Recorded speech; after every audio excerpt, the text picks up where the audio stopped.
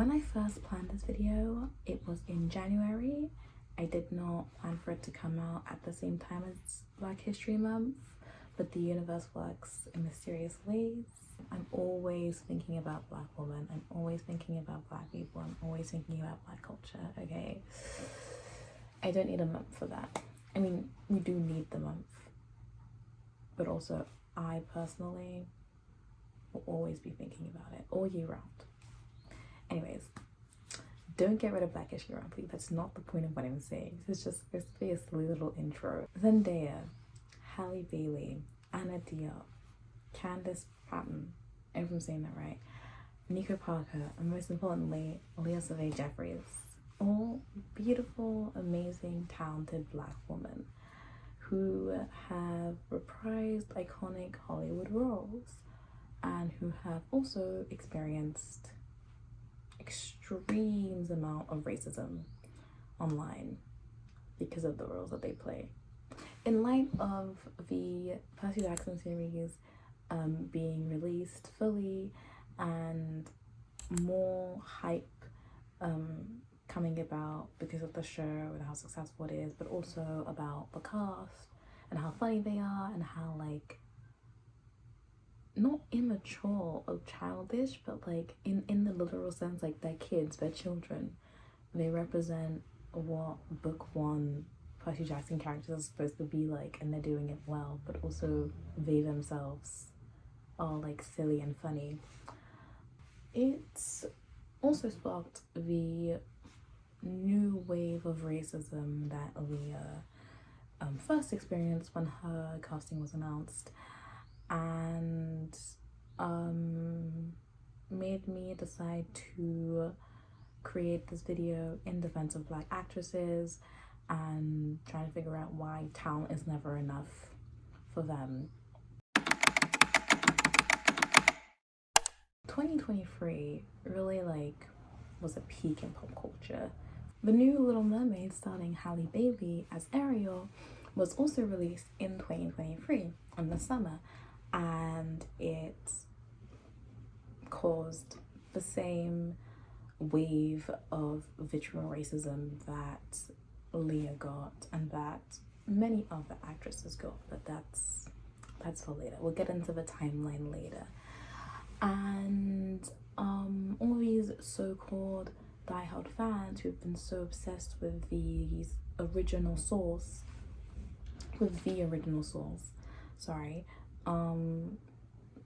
had so much hate towards these women because of the fact that they don't pixel by pixel, detail by detail look like the original animated version or book description. If you're here to say, oh, like they're a little upset, but like it's not hate and it's not racism, you can go through hashtag not my Ariel and hashtag not my Annabeth and then come back and watch this video, okay? And so I, from my experience being in pop culture, being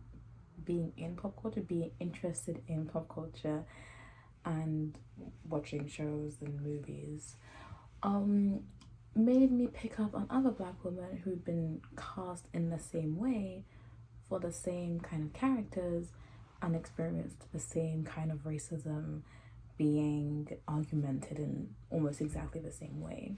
So I have a little timeline of these Black actresses that I will be defending with my life. First off, we have Leah Survey Jeffries, who was announced in 2022, I think. My notes aren't perfect. And when she was announced, like I said, there's hashtag not my Annabeth, but it's still on Twitter because Elon Musk is Elon Musk. But she also got her TikTok temporarily banned because of the flood of racism in her comments and all the interactions and engagements that she was receiving on her page. She got it back and she still has it now, so you know, follow a queen. Many fans and fellow actors who've worked with Leah in the past took to the occasion to defend her and stand up for her in light of all the racism that she had been subjected to, because she is a 14-year-old girl who should not be experiencing this. And I like to say she's 14 years old now, today.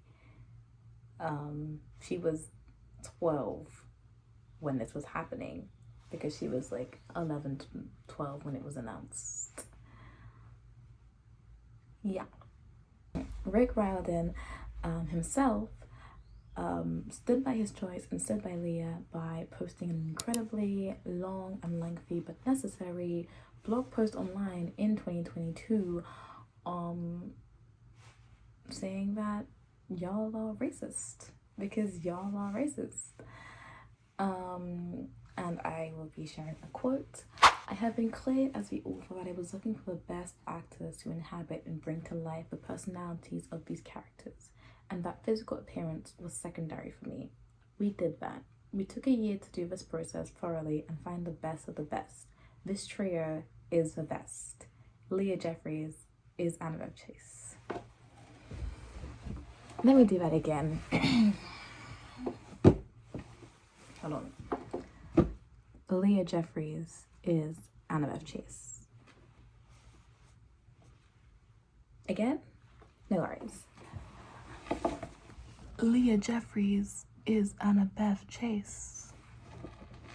Even the pigeons have something to say about that. Anyway, to fully put into context how abysmal of a human being you have to be to send such violent hate towards a girl who was 12 at the time and is 14 now, coming from somebody who's 19.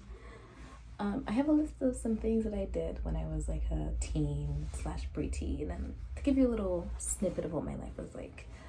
I was on Tumblr obsessing about the fact that I was a Hufflepuff. I would use my pocket money to buy candy and chocolate fingers, and then during class I would put it in my hand and pretend to cough and then eat it like that. So, little tip for you guys. I had to ask my mom permission to go to the movies.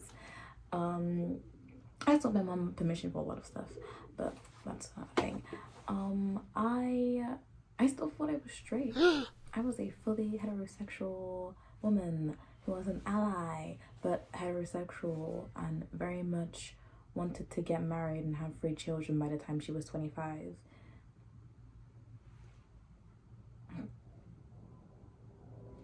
That's how young I was. That's how much of a baby I was. And coming from the Percy Jackson fandom, which is majoritarily made up of people who grew up reading the books, and so people who are therefore at least 18 and above, given the fact that the first Percy Jackson, oh my god, given the fact that the first Percy Jackson came out in 2005, I don't know why I started with 2005 is weird. You have to be real fucking insane to be shitting on a child as an adult because the child in question is not blonde. Bearing in mind that Leah read the books too, Rhea loves the books too. Like, all of the cast are fans of the series and have so much like dedication towards bringing these characters to life. So for you to judge them, 1, for your racism, but 2, because you think you are superior to them in terms of your connection to the series, no. While I was researching, I found a very wonderful and very true Instagram post from Kendrick Sampson, who is a adult actor, like an adult guy who worked with Leah and who also came to her defense and talked about how wonderful she is and how talented she is, and mentioned his observation of that same cycle of racism that Black actors are subjected to when they play these kinds of characters. As I was researching, and by researching I mean Googling, for this video, I stumbled upon a TikTok that told me that there was going to be a How to Train Your Dragon live action, which I didn't know about, which sounds very cool, and that also Nico Parker was cast as Astrid. If you don't know who Nico Parker is, she played Sarah Joel's daughter in the new Last of Us series. And she was, like I said, cast to play actress. But you know, people have already begun expressing their disapproval of that, because how could a biracial woman play a Scandinavian girl in a mythical setting where Vikings have pet dragons? Bearing in mind that none of the other cast members are particularly of Scandinavian descent, but don't worry, that's going to be dissected a little more later. So that's this year. Jump back to 2023. As I said, actually jump back to 2019. I say 2023 because that's when the Little Mermaid came out, but the Little Mermaid reboot was first planned in 2019 and had a lot of delay because of COVID and because of how difficult it was to film during the pandemic. A teaser clip came out in 2022 where at the D23 Expo, where you see Halle Bailey as Little Mermaid singing Part of Your World, which is one of the very iconic songs, part of the original film. And the eventual trailer came out at the Oscars a year later. And despite Halle's undisputable vocal talent, irrefutable, inimitable, the original, sorry, I had to, I'm a Hampton fan at heart. The girl can sing, okay? The girl can sing. And considering how important that is to Ariel's character, you think people would focus on that. But comments surrounding the disapproval of having a black woman play a half fish, half human supernatural creature again. I hope you guys are taking notice of the pattern here. Began to emerge. I particularly remember seeing a video of somebody trying to debunk through logic and reason and science why a black woman couldn't possibly play a mermaid, because black skin is something that comes from melanin, and melanin is an evolutive trait that appears in humans who live closer to the equator, because they live in a natural climate that is very sunny, and therefore having darker skin is obviously going to protect them more from the sun, but also just, you know, when you're under the sun you tan. And there's no sunlight at the bottom of the sea, so how could the Little Mermaid possibly be anything other than pale whites? But, you know, one thing I noticed from this video is that this person didn't really debunk the logic behind a mythical creature with a tail that transforms into legs.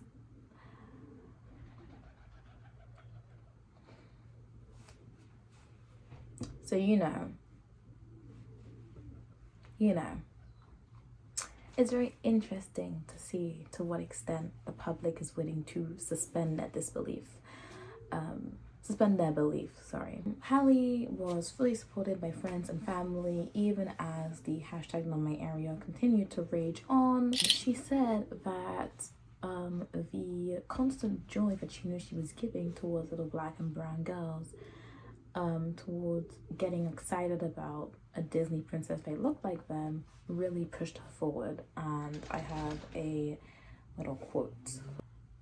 It was an inspiring and beautiful thing to hear their words of encouragement, telling me, you don't understand what this is doing for us, for our community, for all the little black and brown girls who are going to see themselves in you. Let's jump even further back to 2017 when Anna Diop was cast as Starfire in the newly announced Titan show that was going to be on CW. And her Instagram comments had to be disabled because of the wave of racist backlash that she was receiving from comic book fans who thought that she was too dark-skinned to play Starfire, and they just flooded her social media comments. For anyone who isn't into, I'm always going to be giving a little context about these characters because maybe you don't know who Starfire is or what she looks like. She is an alien. She's not even human. She is an alien superhero that ends up on Earth. Point is, to be even discussing what her physical appearance should be like is insane because she doesn't fit human standards to begin with. There are designs where she has orange skin and glowing green eyes, okay? No iris pupil, blah, blah, blah, blah. So, like, what are you talking about? Now, we're going back to 2016 when Zendaya, I hope you're giving a little to Zendaya, was announced as a secondary character to eventual love interest MJ in the new MCU Spider-Man reboots, which started with Spider-Man Homecoming. And a large number of racist trolls once again decided that they had to stir the pot about the fact that a black woman had been chosen to play a white character. And Zendaya, I will be doing this every time I say her name, get over it, it's Zendaya, used her voice to point out the recurring racist campaign that she had been a victim to whilst playing this character. And once again, I have a quote.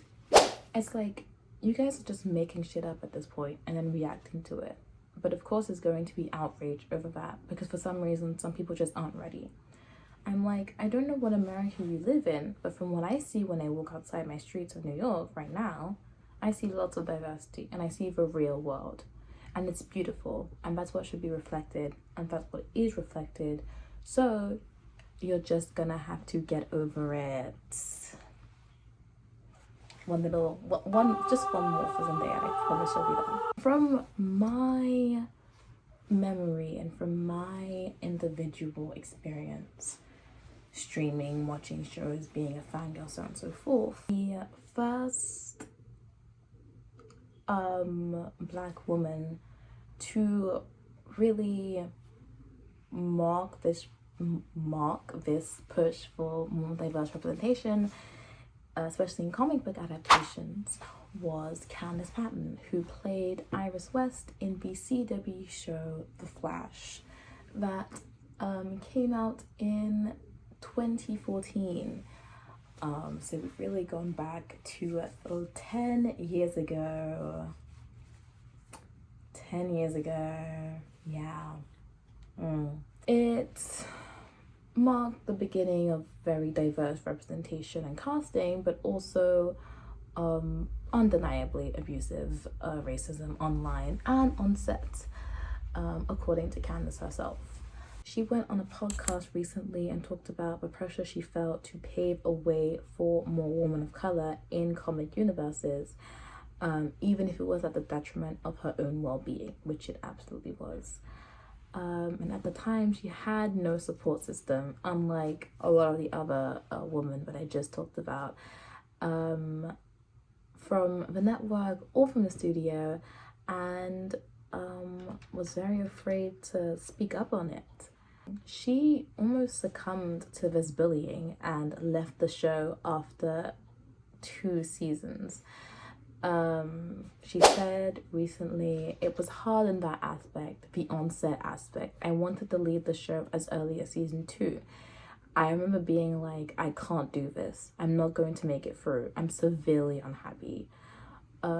She talks about how she felt like she was thrown into an ocean surrounded by sharks with no help, and that she could get eaten alive out there. So, you know, there's your little timeline of all my Black queens. Safe to say, a large amount of movies and shows released over the past few years have been remakes of pre-existing shows, movies, books, comics, or musical theaters. Whether it's adaptations, whether it's sequels, whether it's prequels, whether it's just full-on remakes. This is the era of Hollywood that we are living in now. It's all about media that has already cemented itself within pop culture, that already has a fan base happily waiting for the next best thing, the characters that they've loved for what is typically almost a decade. Spider-Man dates back to the silver age of comics books in the 60s. Like most superhero figures, such as the Teen Titans, who were revived to contain the members of the Titans that we know today, in this era, and the Flash comics. Like I said, the first Percy Jackson book was released in 2005, so you know, I was just barely born. The first Disney retelling of the Hans Christian tale of The Little Mermaid goes back to 1989. Nostalgia and memory have embedded themselves within the story, and people have very high expectations when they're told that a live action version of these is going to be created. All the forms of media I just mentioned did not exist at a time where people of color weren't around or alive. And this kind of view of history and of the past, where people of color don't exist up until Martin Luther King said, "I have a dream," is ridiculous, but very much grounded within people's minds. And Black people were around, people of color were around, and we were speaking up, and we were creating things for our own communities, but they weren't doing what they should have been because of, you know, censorship, because of a lack of resources, because of a lack of privilege. You know, things have changed. Hollywood is different. The industry is different. We have Oscar-winning movies like The Black Panther and Parasite. We have directors like Jordan Peele. We have shows like Bridgerton. We have productions like Hamilton. We have a woman like Lily Gladstone, first Native American woman to ever be nominated at the Oscars. But she's the first Native American woman to be nominated for an Oscar in 2024. And just like all the other things I said, they're incredibly recent things, all dating to a time where I was alive and a teenager. Black Panther is 2017, 2018. Jordan Peele has been in the game for a long time, but began receiving that kind of high-level acclaim only over the past 5-6 years. Hamilton 2014, Parasite 2019, Everything Everywhere All at Once last year. Now we're heard, which is great, but we've been around for a while. It's good to know that somebody can point something out that's very prevalent and recurring in society and in the world and deconstruct why it's an issue, and people will, you know, have it in their minds and they'll repeat it back. I already know that a lot of people are going to say that there is no racist undertone to being displeased with the Annabeth casting, and they're gonna jump on my ass and say that it's about accuracy.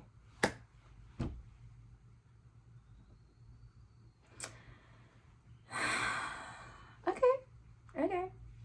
I've done my research, don't test me. In the plethora of adaptations, appearance changes and inaccuracies within the original book and the readapted version have always existed within casting choices. Let me remind you that a blue-eyed Daniel Radcliffe played Harry Potter, who has his mother's green eyes. And that in Percy Jackson, a blonde-haired Walker Scobell, everybody said that right, plays a dark-haired Percy Jackson. Because the acknowledgement that he's been cast for a reason, for his skill, for his talent, and for his hard work, comes first. And the, minor sadness that he doesn't have the exact same hair is very quickly forgotten.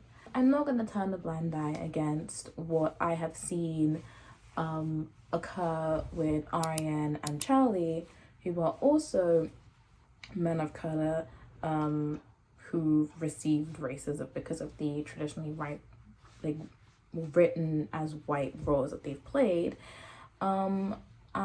But just this is a case study on Black woman and misogynoir, because that's very much where my positioning and where my opinions are coming from. A lot of the people who don't see Leah as their Annabeth, don't see Arien as their Grover, it's just ridiculous, because they really are all amazing and perfect and I love them. But if Rick dedicated an entire post towards attacking the racists who are saying that Leah is not Annabeth, it's for a reason. And it's because out of the whole cast, POC or not, she was attacked the most. Because young boys are always afforded the benefit of the doubt, but young girls are immediately under the scrutiny of the public eye.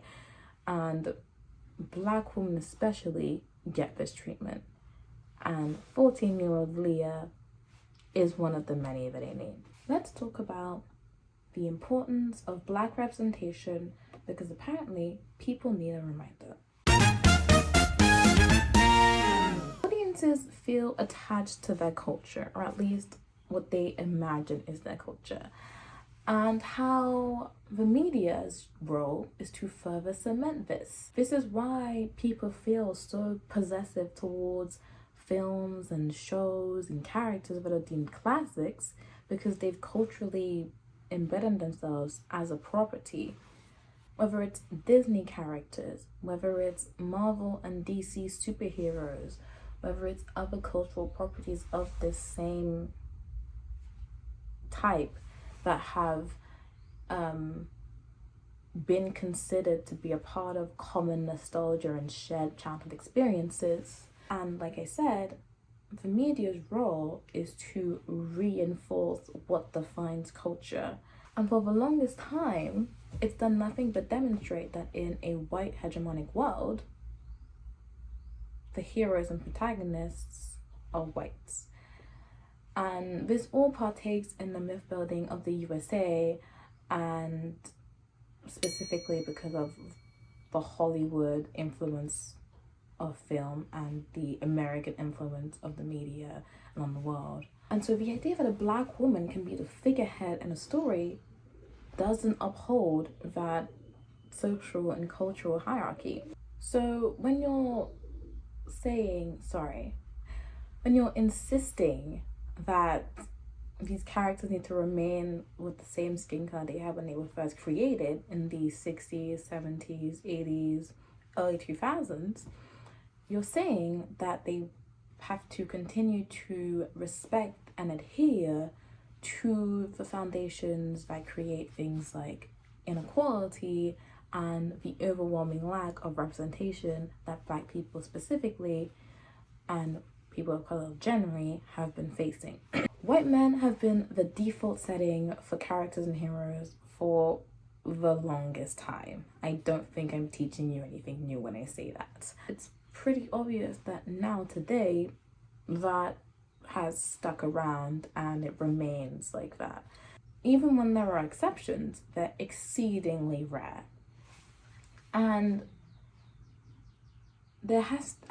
what happens when you see a character that was originally written as white played as black is a split in the national myths, something that is felt in your subconsciousness. You're starting to see as the audience that something is shifting culturally and socially, and you have to accept it or fight back against it. Why is whiteness the pinnacle form for role models for children? Why is it so hard for you to accept that the canon can be more racially diverse if we live in a racially diverse world? And Black women especially seem to have no place in fantastic realms, in superhero adventures, in imagined worlds full of supernatural escapism. No one seems to notice except for us. We are not the princess or the mermaid or the badass superhero or the love interest. And for the longest time, it appeared unimaginable that somebody who looked like me could play an important part in a storyline or even have a story worth being represented. Now, we're gonna do a little deep dive into the history of Black people in film and what our representation has been like in the past. Regardless how far back we go, one thing stays the same. Racism exists and it is systemic. If you look at early American cinema, there are trademark stereotypes that Black people were given in the incredibly rare occasion that they were on screen, because we weren't on screen, because even in those old movies, Black people were often white people in blackface. I'm talking Birth of a Nation blackface, okay? I refuse to put any clips from that movie in here or anything to just demonstrate how awful it is, but look it up and you'll see. I will tell you this, it's a pro-KKK film. So that tells you a lot already. The mammy is the modern day slave for elderly Black women. She's a housemaid, she's a cook, she's a cleaner. She loves being at the mercy of her white household, and she loves essentially taking care of them because it's in her nature. You have the Uncle Tom, which is the same thing but reflected within a Black man. The Jezebel is the over-sexualization of Black woman, and the hyper-masculine violent Black man is often a male character who is a savage and a beast and just goes around raping white women because that's what Black men do. Even in a much more modern era of cinema that reflects a much more modern era of racism, modern depictions of Black people include the sassy Black friend, the thug, the mysterious other paving the way for the lead, the tragic Black person and their white savior, the comic relief. And all of this shows that Hollywood cannot fathom having a Black character in control of their narrative. We are never the subject when we are Black women. We are never the lead, the star, the main attraction, if you will. And to see Blackness be spotlighted and celebrated in women in a world blinded by misogynoir is refreshing in ways that I can't explain to you. The fear pointed towards Black people and the lack of acceptance and tolerance that was simmering under the surface bubbles back up when you are confronted with the fact that your beloved characters that are already ingrained in your collective imagination as likable because they've existed for a long time and because their position in the canon has lasted so long, are Black, triggers your internalized racism.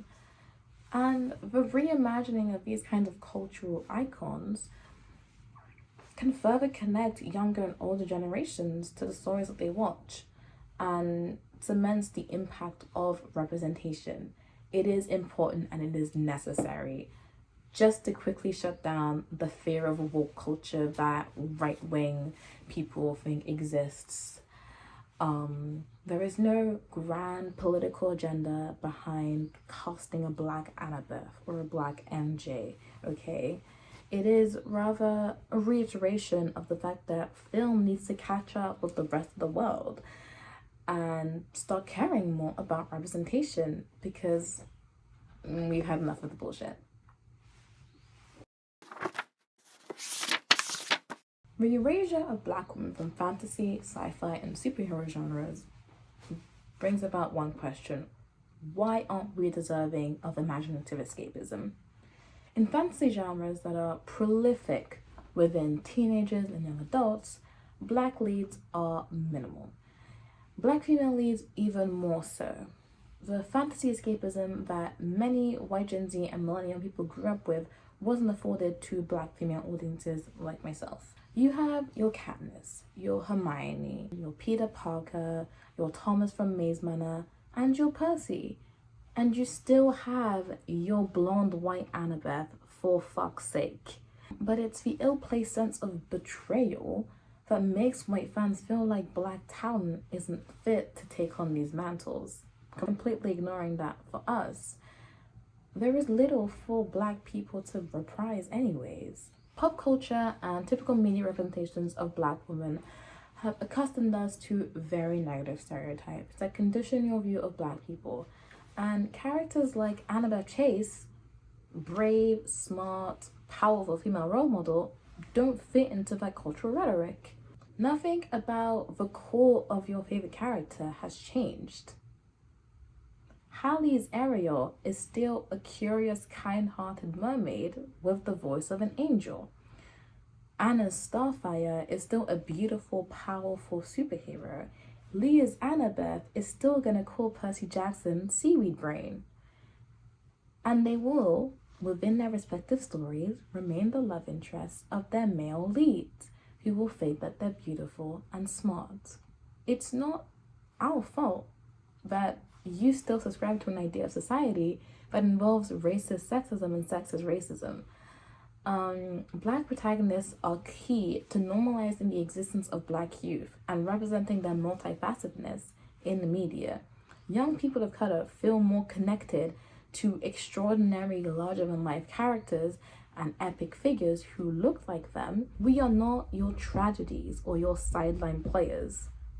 We are just as worthy of being front and center as you are. Bell Hooks.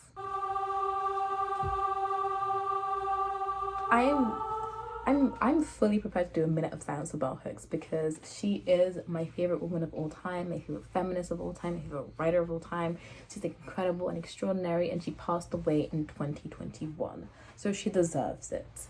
But I've already been talking for such a long time, so we're not gonna do that.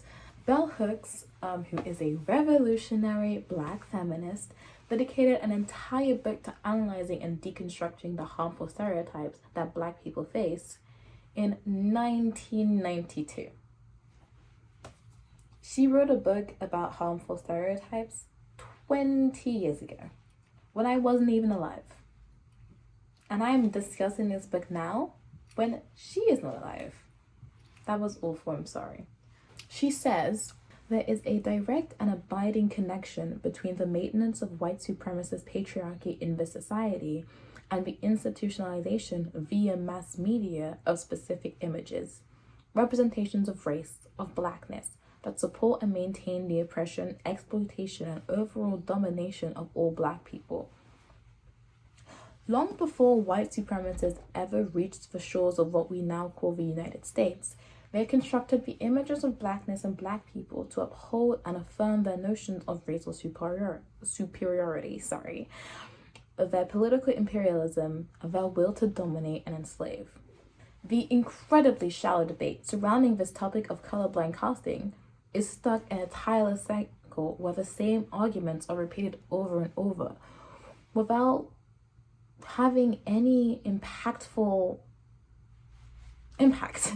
Admitting that diversity is good because it's been proven to serve a cultural purpose and that white-only casting asserts pre-existing inequalities is impossible. Nothing changes for these types of fans who say the same remarks over and over again until they drop dead.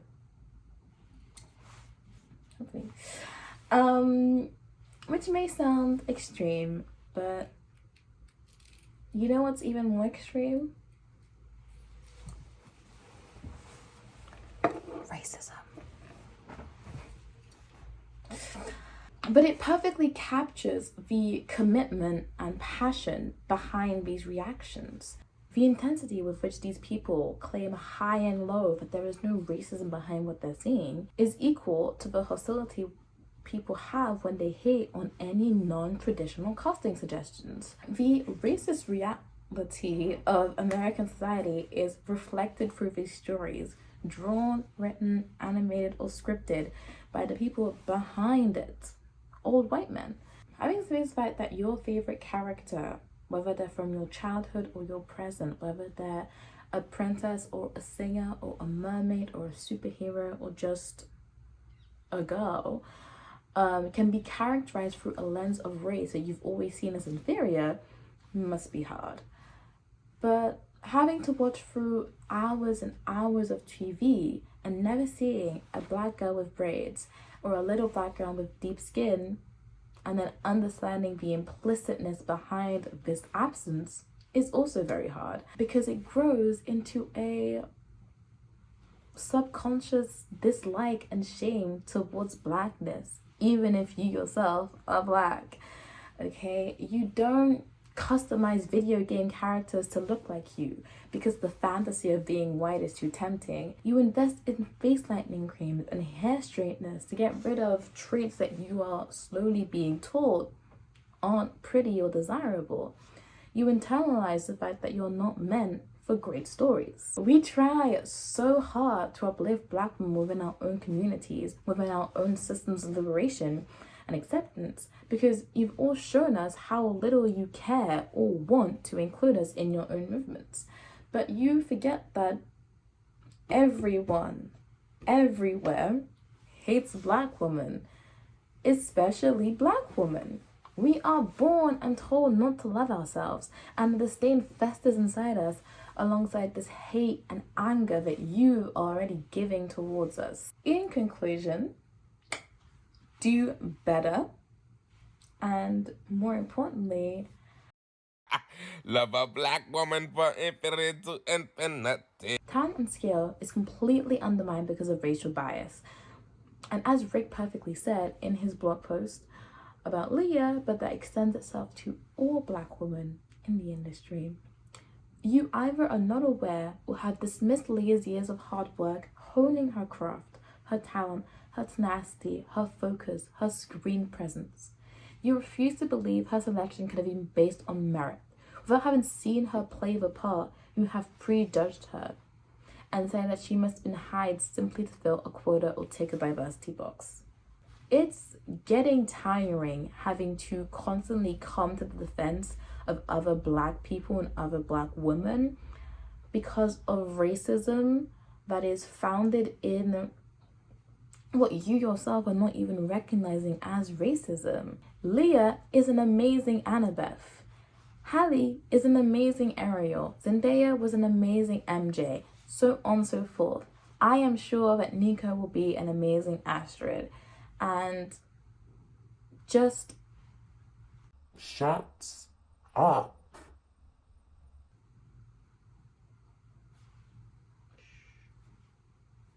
shut up. No. I can hear you about to say something and I really need to shut up. And it's just really important for me, as a black woman, I'm putting it in quotation marks because of reasons that I don't have time to dissect, to just, I guess, like, speak on behalf of, like, my group and my people, but also, like, make you guys understand how exhausting it is to constantly see the little representation I have be denigrated. As I said, me personally, very little black representation growing up. I did not ever see a character with braids. I did not ever see characters with skin as dark as mine. And I did internalize that for a long time, and I did have that kind of, I wouldn't call it hate, but it was hate. And just the knowledge that, as an elder sister, the knowledge that my two sisters can on the weekend go on Netflix, go on Disney Plus, go on any streaming site and find a show that immediately on the poster has a black woman who looks like them, has a black girl that looks like them, and who is as amazing as Annabeth, gives me so much hope and joy, regardless of Disney and their agenda and what kind of people there are, so on and so forth. I feel better, I sleep better knowing that the new generation don't have to go through what I went through. And I think a lot of people, you really don't understand the power behind that. So please, like I said, you're doing all of this. You should be doing this. Once again, thank you so much for watching. This is gonna be a really long video. I'm so afraid to edit this. And I will be putting my sources in because I got a lot of stuff from some articles online. And yeah, go give money to the next black person you see.